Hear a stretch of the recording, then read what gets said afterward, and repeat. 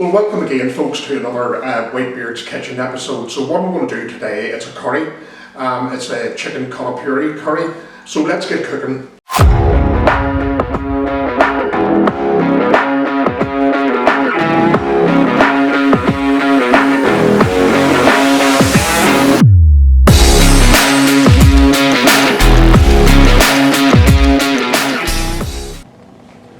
Okay, so what I have in here is about 2 tablespoonfuls, very large tablespoons of coconut oil and 2 tablespoons of ghee. So I have that on a high heat. I'm going to kind of turn it down to a medium high now. What I'm adding in is medium, the large size onion, and I have that as finely sliced, and I want to get a good colour on that. So I'll be back. Probably this will take about, I'm going to say maybe 6 to 10 minutes, or 6 to 8 minutes to get a good colour. So I'll just give this a stir round, and I'll keep my eye on this. I won't leave it and walk away, and please don't. Okay, see you shortly. Okay folks, so here we are. I've got the onions as browned as I would like them. So what I'm going to do now is just add in 6 decent sized garlic cloves. So I'm just going to heat those through, and you'll see that I haven't chopped the garlic.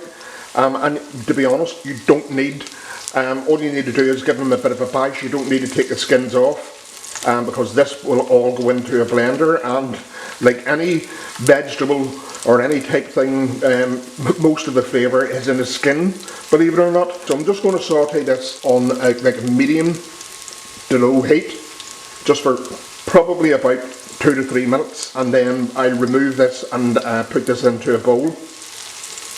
So I don't want the garlic to burn, as I say.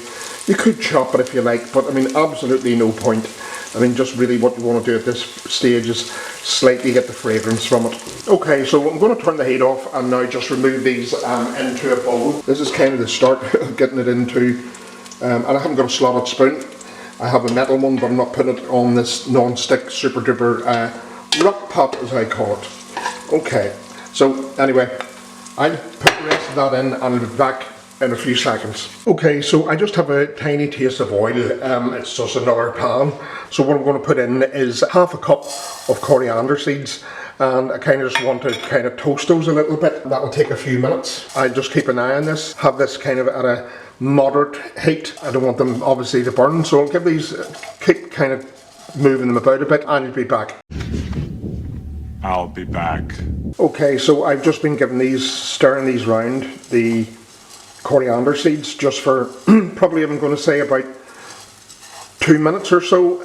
So they're getting a nice colour on them, as you can see, and I can smell the coriander. There we are, off with the heat, and I'll put these into the bowl. Okay, so more oil in the pan, just a little tiny taste, and what I'm putting in now is 1/4 cup of desiccated coconut, and I want to get that a nice brown colour. Obviously be careful that you don't burn it, so again it's not something you leave. At a medium heat, medium to low, just give that a stir around. And once I see that starting to brown, that will be one more stage of the process for the masala paste. I'll come back when it's the colour which I want the desiccated coconut. Okay, so I've got the colour of the desiccated coconut. Again, what's going to happen, it too will go into the bowl, and I'll take it into the next process. So again, just a little taste of oil.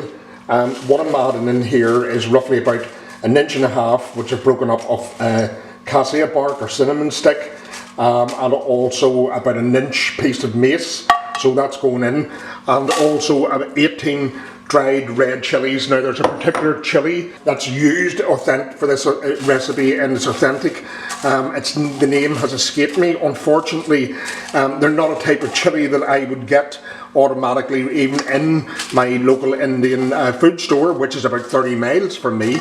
So unfortunately I'm just going to use good Good red chilies here, so as I say, I've about 16, 18 of them in. Some are small, some are a reasonable size.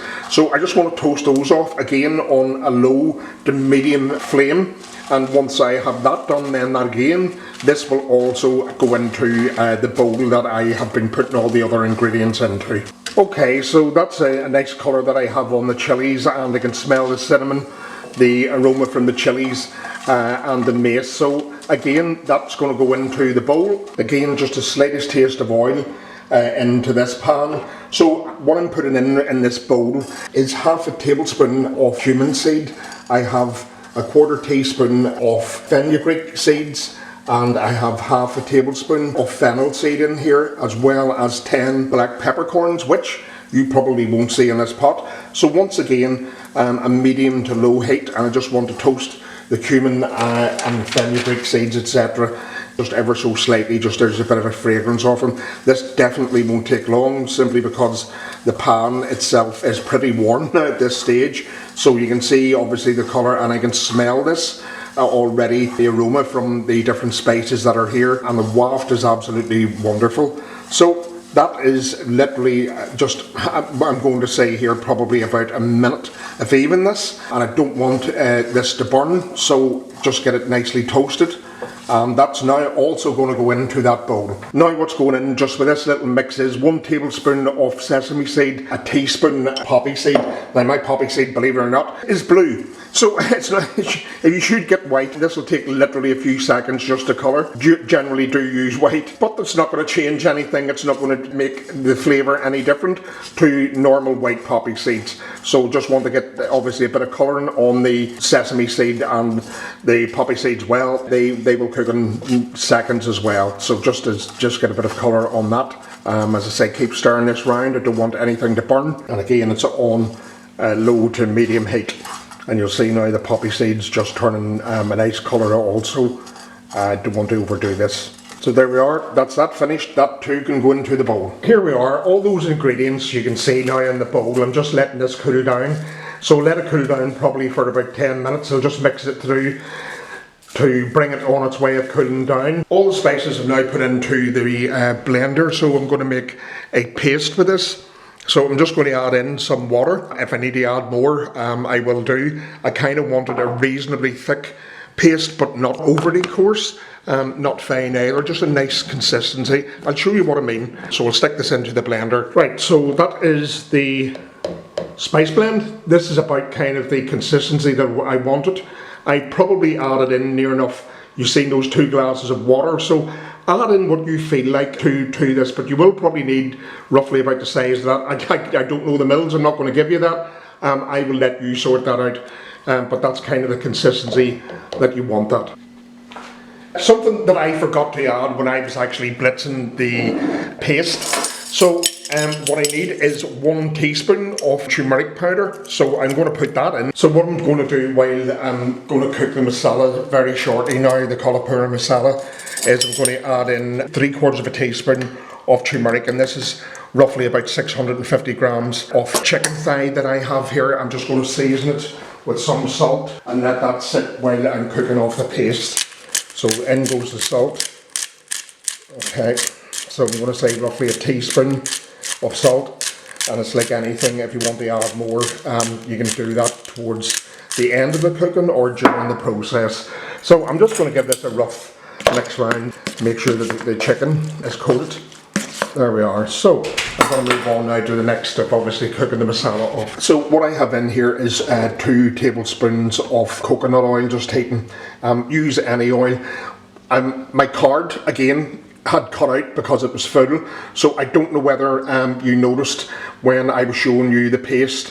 What I forgot to add into the paste when I was blending it was a teaspoon of turmeric and also a half tablespoon of tamarind paste. If you've tamarind pulp, certainly use a good 2 tablespoons of that. I only used half a tablespoon of the tamarind paste because obviously it's more concentrated. So I'd mix that round just in the masala paste that I have here. We're going to add, now that the oil has heated on a moderate heat, and I'm going to turn this to a medium heat. I'm going to add in 5 tablespoons of the masala. Okay, so it's 2, 3, 4, 5. And I don't have much left, so I'm actually going to add in 6 tablespoons, and that's the complete masala that I have actually used up. There's probably slightly more than that. I'm going to say probably, if I'm being realistic, about 7 tablespoons. It's not going to change the taste of the curry itself. So, get that all in.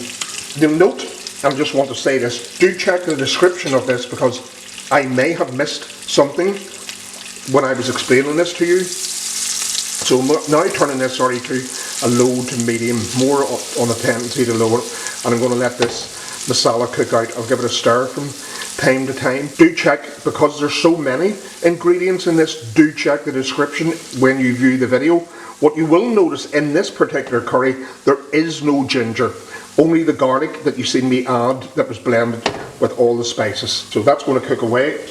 I'll be back very shortly. So you'll probably see in the Kolhapuri masala paste here that I have in, you can see the oil starting to separate just through the middle there and round the edges.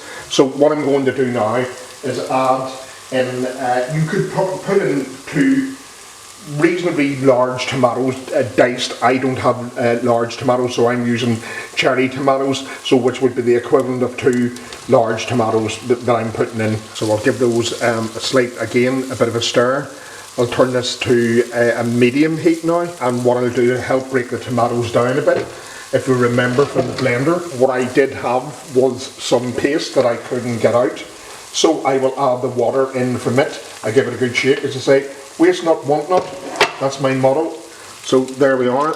So that's water from my blender. So I'll let that cook on a medium heat, medium to high, for probably about 10 minutes or so, and then I'll maybe need to add some more water. We'll leave that for about 10 minutes and I'll be back. So the tomatoes are now starting to break down, and thank goodness the very last process. So in with the chicken that marinated in the salt and turmeric. Just give that a bit of a stir around.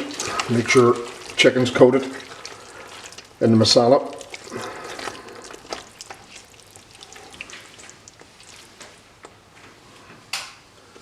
I'll turn this up to a medium high.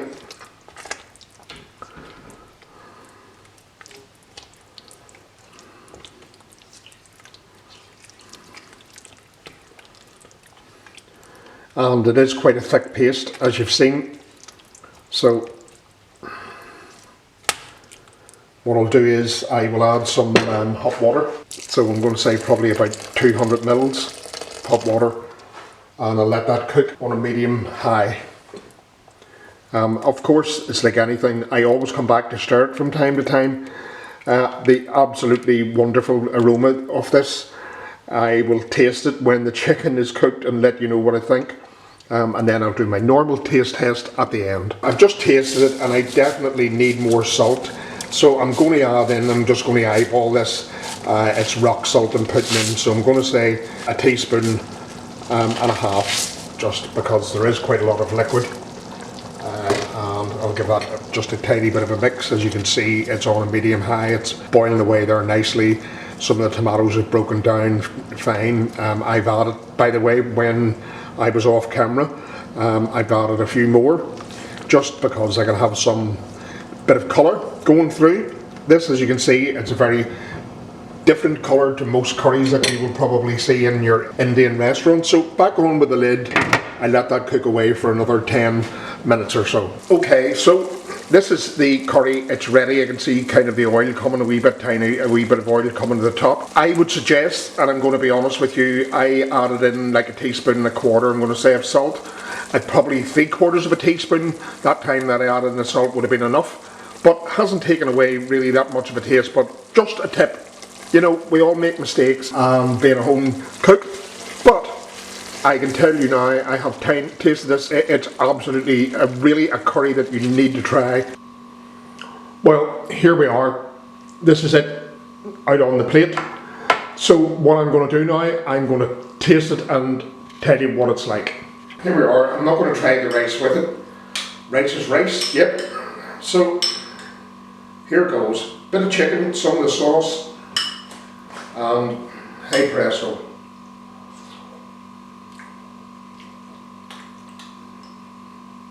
This is absolutely wonderful. You can taste the coconut, you can taste all those spices, the coriander, the cumin, and there is a bit of a kick off it, not overly spicy, I have to say. It's kind of savoury, spicy.